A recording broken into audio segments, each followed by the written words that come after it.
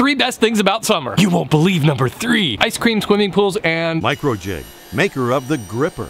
Work safer. Work smarter. I've had a lot of requests to make an Adirondack chair, and the summertime is a perfect time to do it. You can make this chair in a weekend with just a few simple tools. I'm gonna start by cutting all of the pieces for the seat and the back. Having a miter saw to cut these is really handy, but you could also use a jigsaw or a circular saw. Before I cut out these curved ends, I'm going to mark where these cross braces go.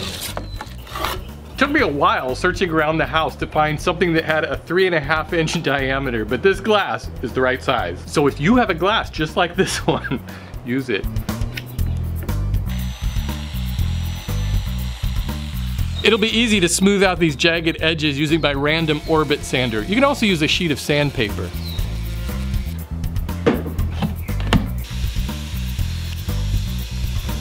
I'll line up these braces with those lines that I drew. If you have a couple clamps, it'll make it easier to hold it together while you're putting the screws in. There's only a curve on one side of each of the back slats.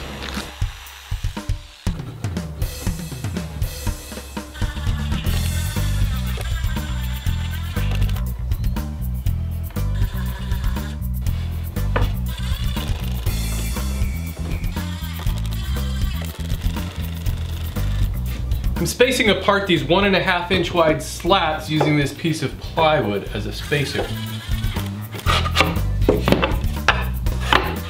I've pre-drilled and countersunk these holes to prevent these boards from splitting.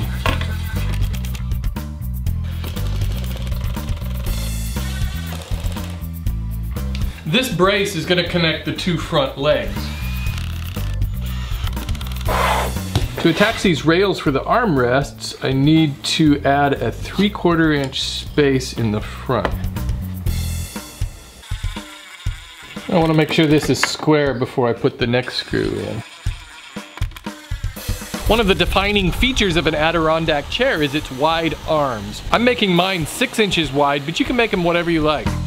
Sometimes my spatial reasoning skills are just out of whack. I don't have any way to explain it, but so this is supposed to go like this, and the idea was that I would have the pocket screws coming from the inside, which obviously you can see I mounted this the wrong way.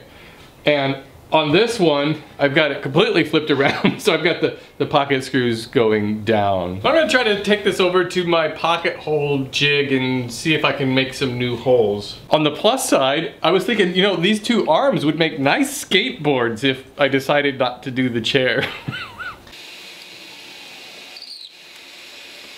I'm just gonna leave the pocket holes on the outside on this one. They're not really going to show anyway because those arms are so wide, but what are you gonna do?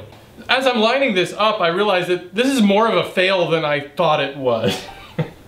This support here is actually on the wrong side of the leg. And I'm even following my own plans, which makes it super ridiculous. This piece is right. It goes on like that. I drew a line where I wanted it to line up. There's my 3/4 inch space that this handy little curved piece is gonna go on like that. Over here, I put this on the inside, so that doesn't do me much good. Yeah, so this is a testament to the strength of wood glue. Oh. And that's what those of us in the biz call a character building exercise. Now I can put these armrests on.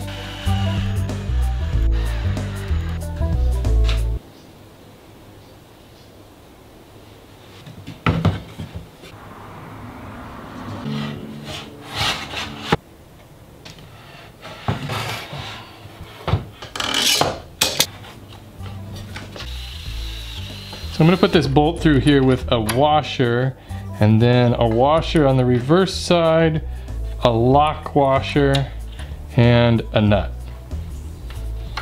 I didn't exactly get that angle of tilt correct, and as a result, I ended up having to cut this back support a little bit differently than the one on the plans, but if you follow the plans correctly, you shouldn't have this problem.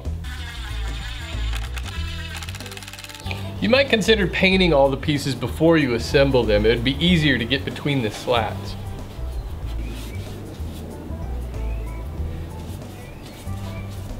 Well, all in all, it turned out really well and it's pretty comfortable. An Adirondack chair is surprisingly easy to build. My only suggestion would be to find yourself a friend to help you put the two pieces together. That would make it go a lot more smoothly. And don't forget, there's a free set of plans where you can build your own down in the description.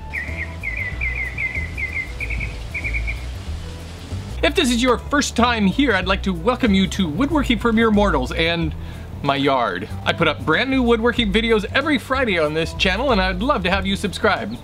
Except for last Friday. I was out of town last Friday, but I'm back on course now, and it feels good to be back in this shop. So thanks for watching, everybody. I'll see you next week.